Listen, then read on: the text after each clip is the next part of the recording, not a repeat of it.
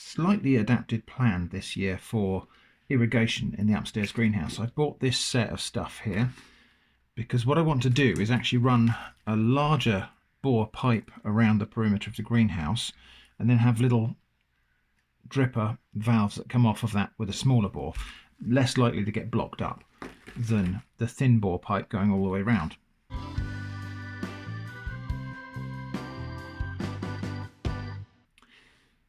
So we've got this stuff which is 12 millimeters or maybe half an inch pipe. We've got all of these push fit connectors, so that just goes in there and locks in, and if you want to undo it you just push on that collet and it comes back out. We've got these things which go in line obviously on the pipe, and then they've got a little thing on the top for the takeoff, and then these little valves which I think are meant to go in the top there. But the weird thing about these is that they don't seem to have, well, this little thing here doesn't seem to have any kind of slot or hole in it to make the water flow or block it. So I don't know if there's a slight eccentricity to that thing in the middle there. Maybe that's all it takes. So I won't be able to see how those work until we get the pressure, get the system under pressure. If not, I can probably put my thinner bore pipe directly into there as a push fit and just do it that way. I'm going to use the same drippers that I did last year, assuming I can get them to fit into there. Yeah, then there are some straight couplers. There is a right angle coupler. There's a thing to fit it onto the tap, so this goes onto the end of the pipe here, and that would screw onto a standard tap fitting, which is kind of okay but also not, because, well, it would fit on the bottom of this timer, which I'm going to use again. This is the Parkside timer that I got from Lidl. That does screw onto there, except that this is nowhere near the greenhouse, so I want to run a piece of hose between this, so off of that thing, actually that's the adapter for the hose. I want to run that through a piece of hose across the lawn to the greenhouse, and then at the other end step it down to this 12mm pipe. That does mean I need something with a male thread. A 1-inch thread, is it? Let's just have a look.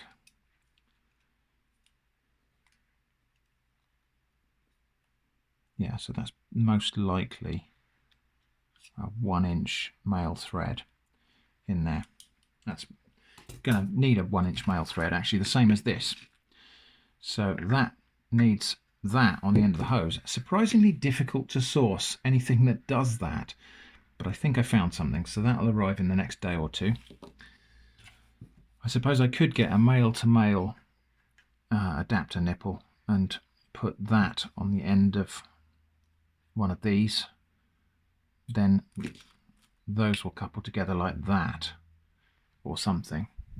Anyway, that little bit is still to work out. Oh, there's also this, which is a guillotine for cutting the pipe, which looks like it might also be quite good for cutting fingers off. Let's just have a look and see. Yeah, that's pretty good at cutting pipe. Fortunately, it locks closed, so you don't get that easily around your finger. And that's made a really clean cut through that pipe, actually. A nice right angle, more or less right angle end on there. So the next thing to do is get this pipe out to the greenhouse, measure out some lengths of it, and space out these drippers. I've got 10 of these, so I'm going to have 6 down the side that I grow the tomatoes on, and 4 on the other side.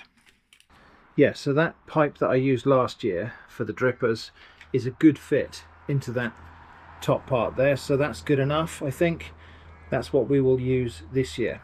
So I was going to put these spikes at the back and run the pipe around the back and have the drippers come over, but the more I think about it, then maybe it'd be better if I had them at the front of the bed, just so I can keep an eye on them and I can see if anything's leaking, or if I need to do any maintenance I can get to them without climbing through a jungle of tomatoes.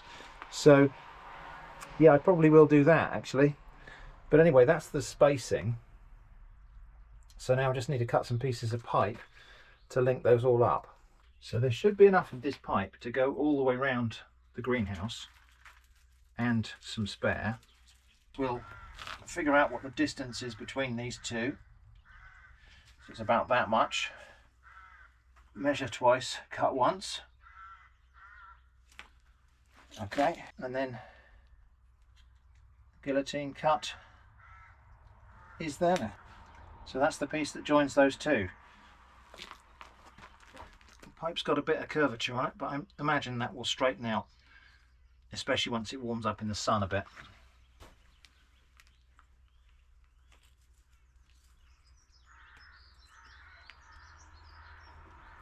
So that joins those two. That's nice. In fact, I'll just take that out because I'm going to measure, rather than measuring every gap, I'm going to use that as a template to measure my other pieces of pipe.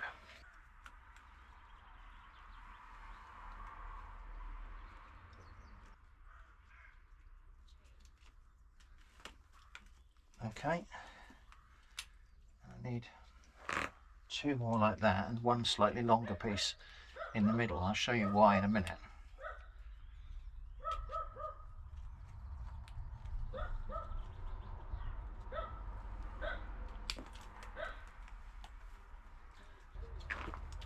Right, so these pieces go in here between these spouts.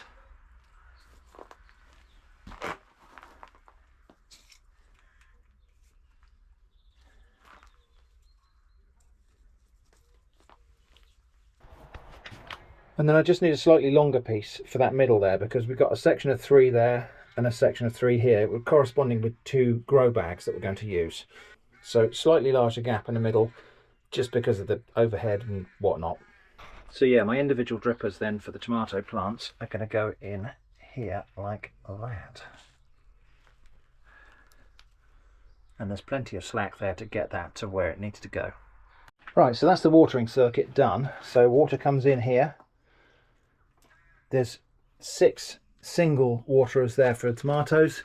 Goes round the corner, and then there are 4 takeoffs here, each of which has got a kind of double watering spout of various different configurations, just so that I can, for example, if I want to water something that's in a pot here, I can do that too. That's the general idea. I need to stop water coming out that end. Now last year what I did was I had a T-piece here, so I had water flowing down both sides, made a kind of ring main of the water, which would be a sensible idea, because then if you get a blockage in one arm, the water can still flow around the other end. But I haven't got a T-piece for this, so we're just going to have to put a stop in there. That's a little thing, just goes in there. That makes that water stop. And then various other bits here, so that's the hose adapter bit. There's a stop valve there, I might as well use that. Don't think I actually need these elbow pieces, and straight couplers. There we go, so water comes out through the door here. I've put the stop and the coupler underneath the watercress farm. I've actually done this the right way around. Last year I had the water coming in here and flowing round both ways, but of course that made it difficult to shut the door because it slides. So this time at least we can shut the door to there. We won't need to shut it further than that anyway in the summer, but I've also got my mesh door here to keep the dog out but let air in. So that's the watering system so far, and I just need to connect the water now, for which I'm waiting for that last part. But actually what I can do now is just push those things down a bit further just to secure them in place. There we go. So not the permanent solution that I was thinking of, although I still got some pipe left. So if I wanted to, I could still move these spikes to the back of the greenhouse, use that extra bit of pipe out there to create a longer run on the end here to get right across, and then run them back down this back. But I think they're better off at the front where I can keep an eye on them. Insect friend here, this is an ashy mining bee.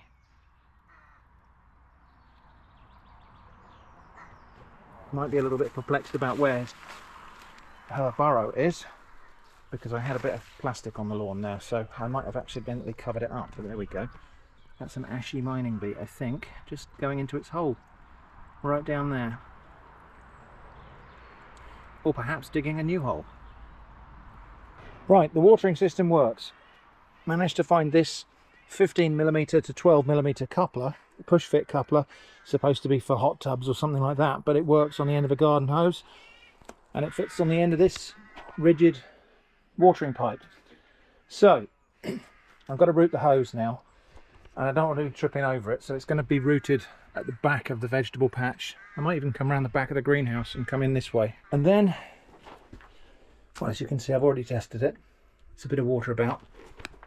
There is a tiny bit of leakage from some of these unions here. It's not by any means egregious, so it all works. So now I've got to get the grow bags in place for the tomatoes, which means a little bit of a tidy up first. So just to recap, last year I had the grow bags on top of the soil. On this side I put an extra grow bag which I split open and just spread on the soil. On this side I just had a grow bag straight on the soil. Didn't make any difference. So I'm not putting the extra grow bag on the soil this time, but I am going to do the same as I did last year, which is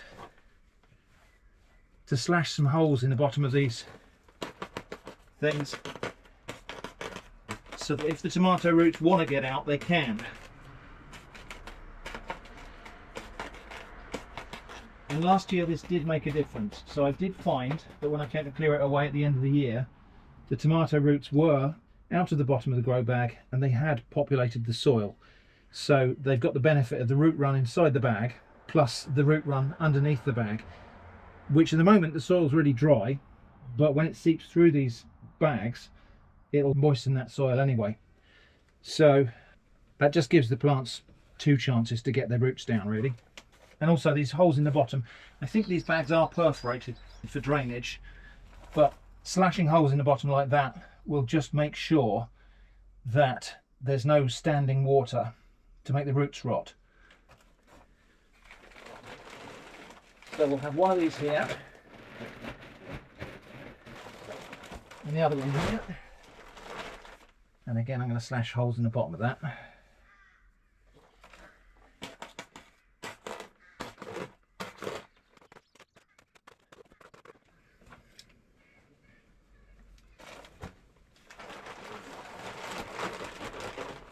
We'll just spread out the compost, and then I've got to cut the holes in the top for the tomato rings.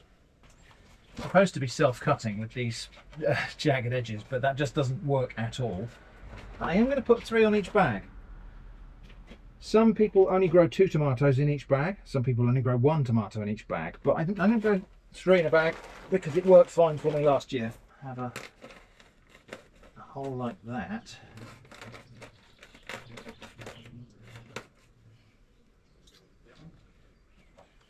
Tuck those back under like that, and that's plenty of space for that to get down where it needs to go. If I try and cut it as big as the thing itself, it's going to be a problem, isn't it?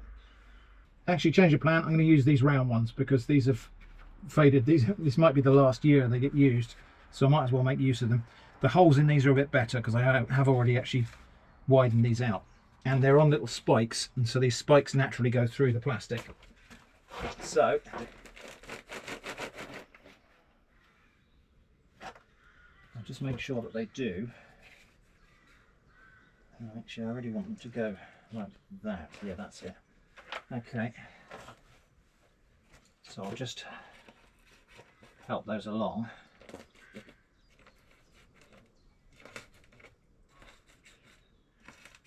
That, and then yeah, that goes nicely through the plastic. And I'm placing these with one of these at the back so that I can put a cane down through there. Mistake I'm not going to repeat this year is trying to put the canes in afterwards. So because there isn't enough headroom at the top here to get this cane in upright, we have to kind of go in at an angle, so I have to decide where the cane is going to go, which is about there. I have to thread it through this thing and then push it down. I need 2 hands for that.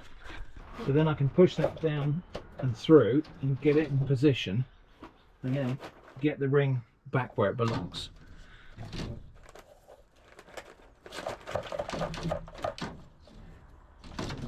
That's good.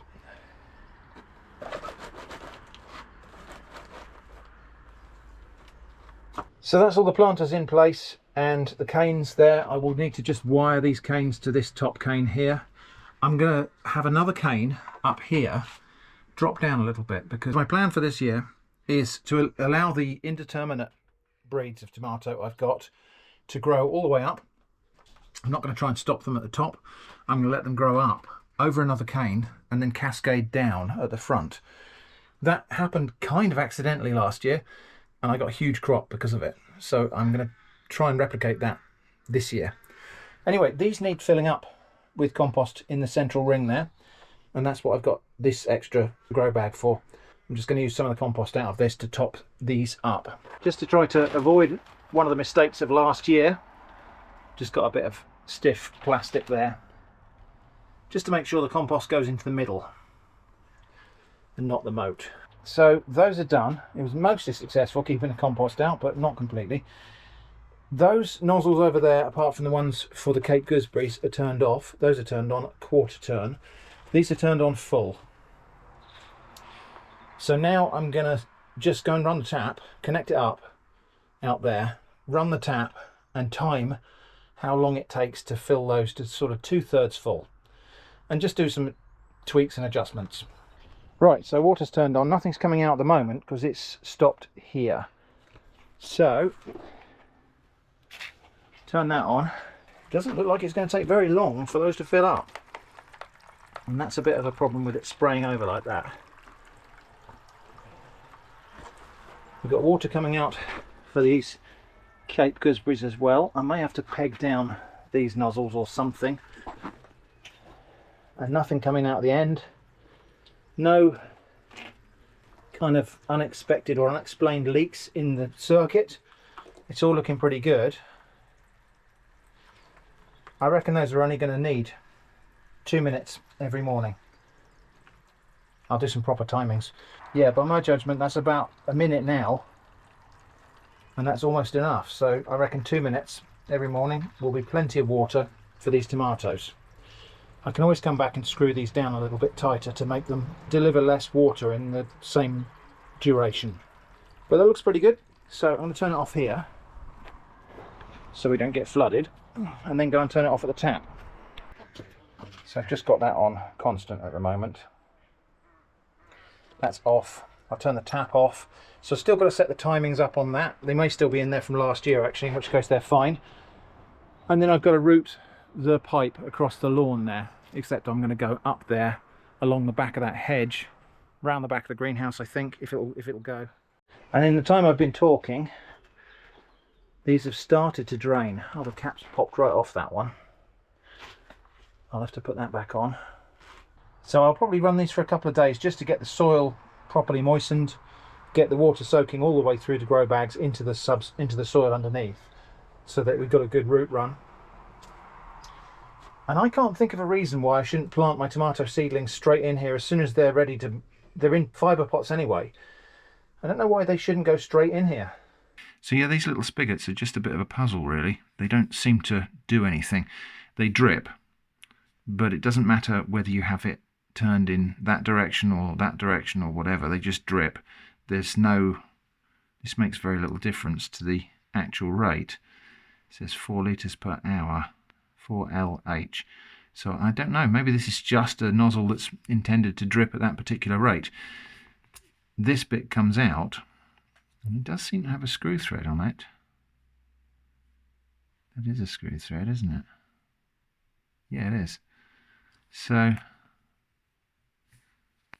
you know, you can unscrew them, but there's this little strap here restraining, there's this little thing here restraining from coming up. So the only position you've got is rotation, and then like and actually screwing them down doesn't seem to do anything either. So there's nothing inside that it's engaging with, as far as I can tell.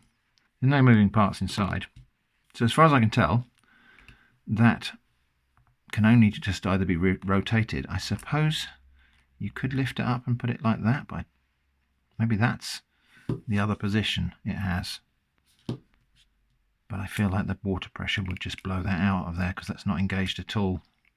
So I don't know what's going on with these. I have a feeling they are just a fixed rate dripper with no adjustability, and I don't know what this, maybe you're meant to actually take this out and replace it with a different number. They all say 4 litres per hour, which is actually not that useful to me. Anyway, so I'm not going to use those. I mean, I could probably adjust these. I could probably adapt these by cutting a flat on part of this mechanism, or making a little channel here, so that when that came round, it would allow the water to flow up inside and out the hole. I'm not going to bother because the pipes fit into the fittings anyway, so I'm not going to use these parts. So these are my tomato seedlings, and they are tiny, but I don't see any reason why these couldn't just go into their final positions now. They're going to be watered, they're going to get a chance to get their roots down, and in the wild, tomato plants wouldn't expect to be in pots and then in bigger pots and then planted out. They would just be a seed that found some soil and started growing. So that's what we're going to do. Right, well, I've got one plant of Alicante in there, which my neighbour grew. He planted his seeds a bit earlier than me, and he's grown that, and it's a bit further on. But I'm just going to decide which other 5 varieties I'm going to put in here. Yeah, so in case there was any doubt, so this is a plant of cream sausage, and the roots are already coming out of the bottom of the pot there. So let's get it into its final position. Tomato plants actually like having the stems buried a little bit, so I'm going to put some extra compost in there and just nestle that up to the stem there. It'll produce more roots out of the side of the stem there, but tomatoes don't mind that at all. Right, so until these get their roots down properly, I'll need to water them into the top here just to keep them moist, because these watering spouts, well, that one's not going to help at all. These watering spouts will fill up the moat. It could reposition them so they water into the top, but it'll only take a few days for these tomatoes to get their roots down into the grow bag and really take off. Now, it's still a little bit cold, so I am going to have to shut the greenhouse door, but these plants were raised in a greenhouse downstairs, so they're fine. They're not in any worse off condition up here. In fact, this greenhouse is probably a bit warmer than the one downstairs. So I've got a couple more tomato plants of a variety that's called Koralik, I think, and it's a small bush tomato, or actually for growing in hanging baskets. I'm just trying to think where I could hang a hanging basket. I could hang one here, actually on that little channel bolt there, maybe, and it would be over the middle of these things here. But I think I want 2 hanging baskets at the end here. So I'm just going to figure out how to do that. More seed and greenhouse updates. It's Easter Sunday. My French beans are starting to come up. These tomato plants desperately need to go into their final positions in the greenhouse now. I've got a couple that I'm going to give away to my friend. And I've got to plant this chard out. So this is rainbow chard. Nothing came up in these pots, so I've arranged the ones that didn't sprout and I've planted more seeds in those. So yeah, I'll just reuse the same compost, and I just put another seed into these and we'll leave it. These 9 here I'm going to go and plant upstairs in the vegetable patch. I'll use this lid as a little mini cloche just to keep them from getting battered up by the wind or too chilled, but we'll get them into their final position in the garden now. So we've got peas coming up nicely now in the next to the pea sticks. We've got I think this is pak choi, we've got some kohlrabi, I've got some Florence fennel. Leeks are doing okay. We've got a little bit of a gap here. I think this is where the chard is going to go. I'll probably just plant it on 1/2 of this plot for now. So I can plant this quite close together because it doesn't mind, and I've just got a few fish blood and bone pellets that I'm going to put into each planting hole, and that's just going to go like that, and we'll have another one there. and then just press those down and firm them in. I'll water them in as well, and we'll make a little row just here of those. Right, there we go, and I'll just give those a nice water in. Soil's quite moist anyway because it poured with rain this weekend. It being a bank holiday, it rained. And then this just about fits over them. That'll just give them a little bit of protection from any cold wind since they've only just got here. I'll take that off after a day or two. Which does give me now space down here to put a few more pots into this space here, and I'll plant some more chard seeds because I do like chard and I want a few more plants of it so that we can pick it continuously. So 9 fresh pots, and each one's going to get one little seed. Now you might be wondering, why am I starting my chard in pots? Why don't I sow it directly into the garden? When I tried that before in this garden, something ate it and I just didn't succeed in getting it started that way. This way, in fibre pots, growing it till it's a little seedling plant and then planting it out, worked really well last year. And this is a different variety, so this side and the ones I've already planted out are called Bright Lights, and it's a multicolour version, rainbow chard. This one's just a red variety called Fire Fresh. So these now, just close up those holes, because these little seed, they're not actually single seeds, they're little corky pods, and they are adapted for flotation because this is a coastal plant. And so if you don't close up the holes, the seeds might float back up again. Anyway, those get a little bit of water just to get them started. Those beans look like they could do with a bit more as well. And yeah, we're well underway with starting things off now in the garden. Back up here on the windowsill, I've also got some aubergines starting. I've got 6 pots with aubergine seeds in. No sign of life yet, but those are going to go in the top greenhouse. Well, as many as will fit. More tomato stuff. So I've got these 2 hanging baskets. These are going to hang at the end of the greenhouse here. I'm actually going to get some slightly larger brackets for this shelf to extend it out here. I'm going to hang 2 of these hanging baskets on there. Should be okay. So I've got those 2 plants there. I've got one more of these as well, which I'm going to grow here, and we'll grow it up the cane. I don't expect it will even reach the top, but there's a space there, so we might as well have a tomato there. So I don't have those brackets ready just yet, but I might as well plant the plants in here so they can get their roots into the soil. It's just grow bag compost inside these hanging baskets, and I have lined them. They've got a coconut fibre lining, and I've lined them with a couple of sheets of newspaper as well, just really to stop the water from running straight through. So those can just go in there and get established while we're waiting for the brackets to turn up. In other news, these are the Cape gooseberries that I transplanted up here. These are the ones I grew last year. I've cut them back and they're bushing out really nicely now. All 5 plants have survived nicely and they're looking really good. They're bushing out nicely at the base here. So I'm hoping these plants will be a bit more compact and bushy, more flowers, more fruit this year. So, new brackets, slightly bigger shelf, and these 2 hanging baskets are going to go there. And I think there's probably room for one more plant in the middle here. I know I'm squeezing everything in a bit tight here, but we've got limited space. And as long as I water and feed it well, we can probably grow a little bit more in here than if it was not going to be so well looked after.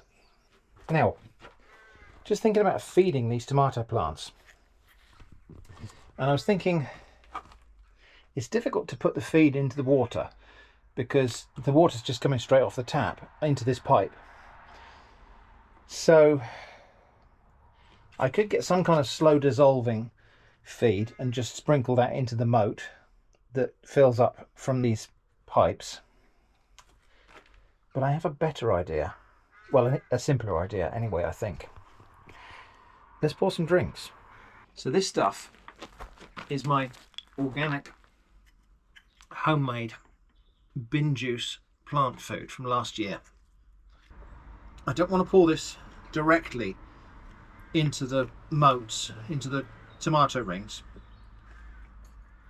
because I want it to be diluted when it's applied. So what I'm going to do is just place one of these shot cups inside each moat like that.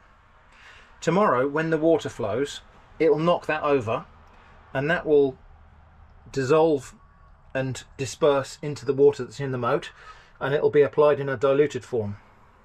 If I just poured it in there now, it would all end up in one place in the compost, and it might burn the roots of the plants.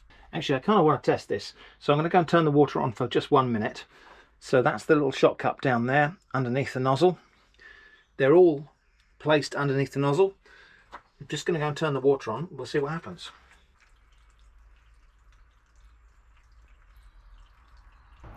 So yeah, water is running in there and then into the cup and kind of overflowing and diluting out that feed. Not quite as effectively as I hoped it might.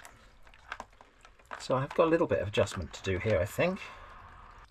But yeah, so you can see that that's dispersing the feed into the water that gets given to the plants. And that way it's not overfeeding any particular little area. In other news, the rhubarb is now recovering from having been forced, and it seems to be doing pretty well. Lots and lots of new leaves there. And of course they're now producing green chlorophyll, and that now will feed those roots and get them back into condition for next year. I've also started my bin juice compost machine, so any kind of green sappy weeds go in here in the top and they break down, and then liquid plant food drips out the bottom. In other news, oh, it's a small dog. Hello, you all right? In other news, look at all the cowslips here. Last year we had 1 or 2 plants of cowslips behind the vegetable patch here, and we were careful to mow around them and allow them to go to seed. And so now, let's just have a count up. So I've got 1, 2, 3, 4 plants over there, 30 plants along this hedgerow here. So that's good. Cowslips related to primroses. Lovely plant to have in the kind of rough grass. And the same story here on the bank. We've got a lot more cowslips this year. We've got lots of primroses as well, but we've got lots of cowslips in the bank, including some unusually coloured ones. So we've got some there with kind of slightly orangey flowers, and some there with flowers that are almost red. That's the standard cowslip colour. Very, very bright yellow. So I've got chives here, 2 varieties of chives. This is just regular chives. That's garlic chives there. That's also chives. This is pretty much at its peak picking now, so I'm going to cut all of these chives and freeze them. So I'm going to get in there and cut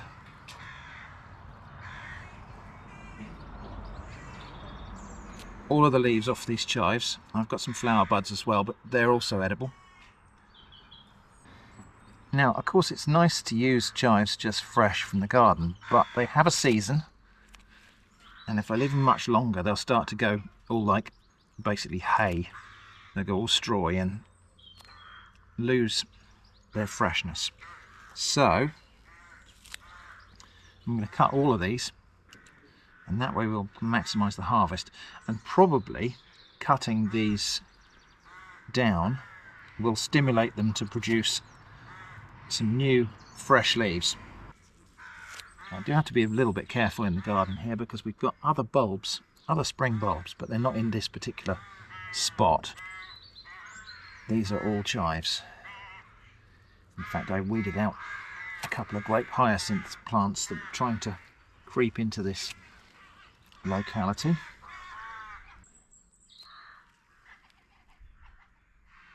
Right, so that might seem a bit of a brutal haircut, but look at all the chives we've harvested, and these will come back. They grow from bulbs underground, so I haven't killed the plants. I've just cut off the leaves, and yeah, they'll recover.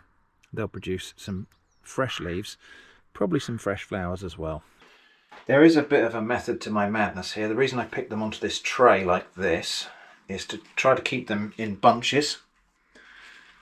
with all of the leaves facing one way, because these leaves are hollow. When I wash them, I want to keep the hollow ends of the leaves pointing downwards.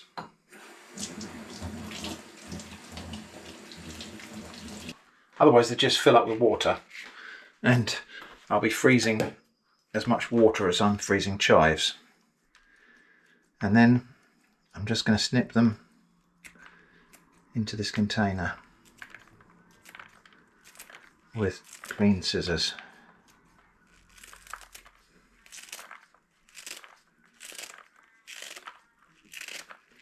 And this way they won't need any further processing at all, and they'll freeze fairly loose. I'll be able to just take out a spoonful at a time out of this container and use them in whatever I want to use them in. Omelettes mostly. And freezing chives is a much better way of preserving them than drying them. Some herbs like thyme and sage and rosemary, the woody herbs, dry quite well. The kind of leafy herbs like basil and chives and parsley don't tend to dry very well. They lose a lot of their flavour and aroma in drying. And so for the sappy leafy herbs, I find it's better to freeze them. And it's better to chop them before freezing them, then they can just be used directly. Anyway, that's what's happening with my chives. I might add the garlic chives into that. I may freeze them separately. Right, there we go. That's pretty much all of it. A bit of mess to tidy up, but there we go. A little bit of mess and wastage, but most of those stalks have gone into that box. Flower buds are in there as well, and the flower stems. At this stage, if you pick them when the flower buds are still unopened, the flower stems are not tough. If you leave it a little bit later until the flowers are actually opened fully, stems can be a little bit tough and woody. But when they're this young, they're fine. So that's now just going to go in the freezer, straight like that. Doesn't need any blanching or any other preparation. That can be frozen directly.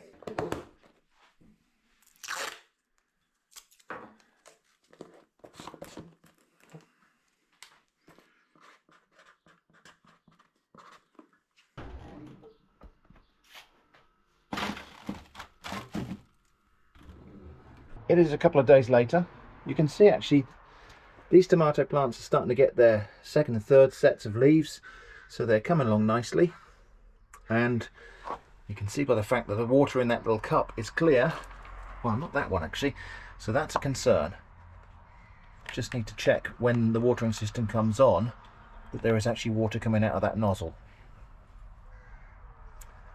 But the rest of them, or mostly, you can see that the water has washed the fertilizer out. So that's a good way of monitoring that the watering system's working, because it comes on early in the morning when I'm not out here. Except this morning I am out here in time for it, because I've got a few things to test.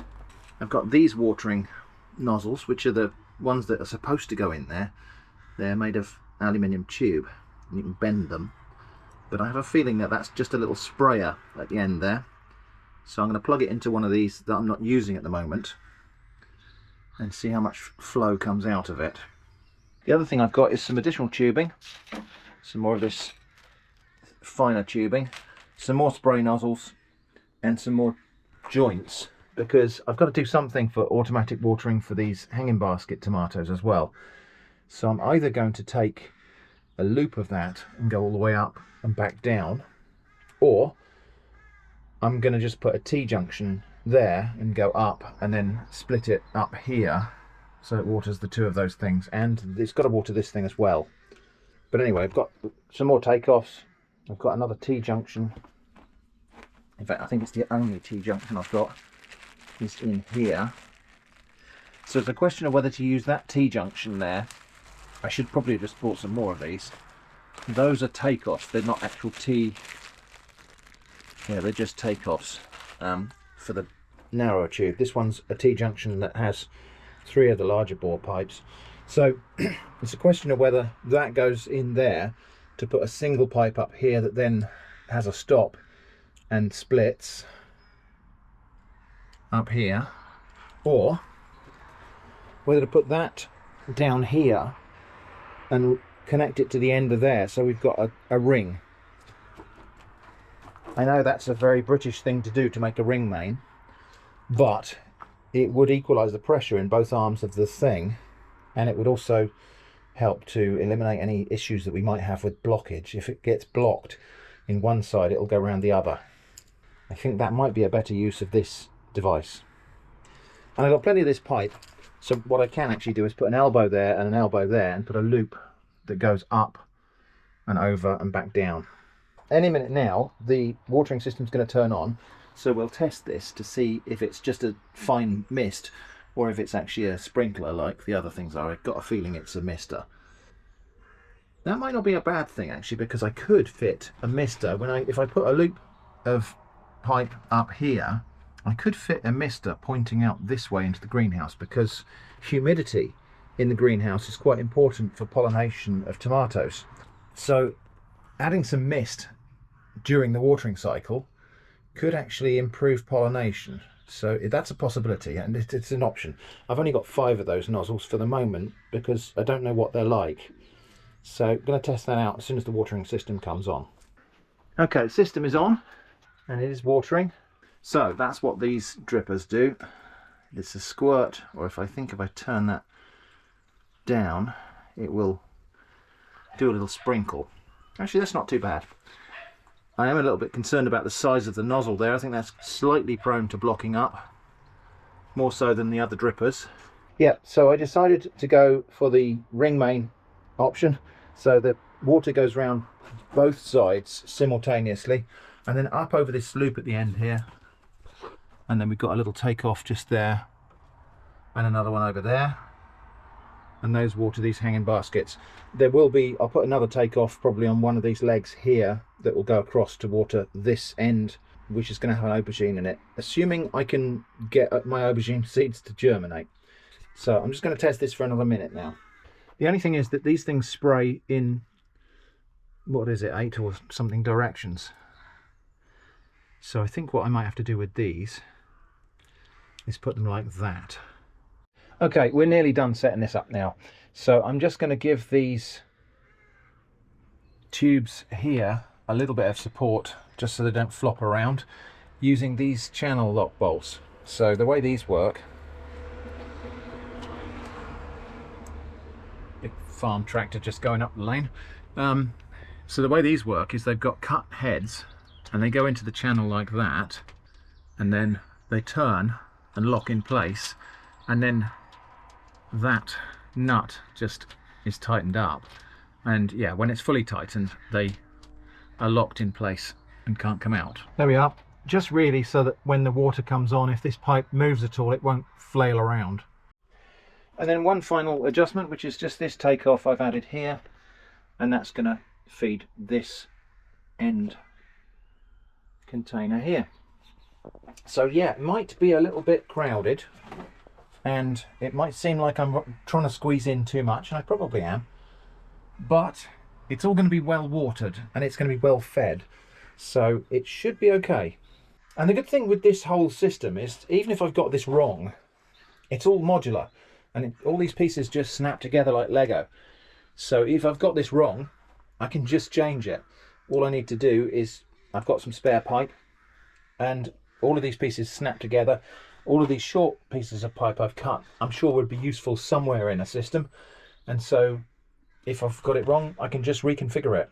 I've planted out the first of my courgette plants, and I'm covering this up at night now. It turned out to be cheaper to buy a cheap plastic mixing bowl than it was to buy a plant cloche, so I got these, and they'll be good for just keeping the cold air and wind off of these things at night until they get their roots down. The chard, which has been in here for about a week now, is showing good signs of getting established. I've got second leaves coming on most of these plants now, and they've grown a bit since I put them in here. And again, I'm still covering them up at night with this lid just to keep the cold air, and I don't think we've got any more frosts coming, but you never know. So just to give them a little bit of protection while they harden off completely. But they're uncovered during the day, which will also help them to harden off and acclimatise to the outdoors. Broad beans are now doing well after several false starts. We grew some in the autumn, or planted some in the autumn, and just nothing happened. And so we planted another lot in the spring, and again nothing happened. So we started these in pots in the greenhouse, hardened them off, planted them out here a couple of weeks ago, and these are doing okay. So they're just starting to flower now. There's flower buds on a lot of these plants. We've got a second batch of broad beans in pots by the greenhouse, which are just hardening off at the moment, and we'll probably plant those in between because they really don't mind being densely packed. So anyway, I think that's the end of the garden and greenhouse update video for now. Thanks for watching, and I hope to see you again soon.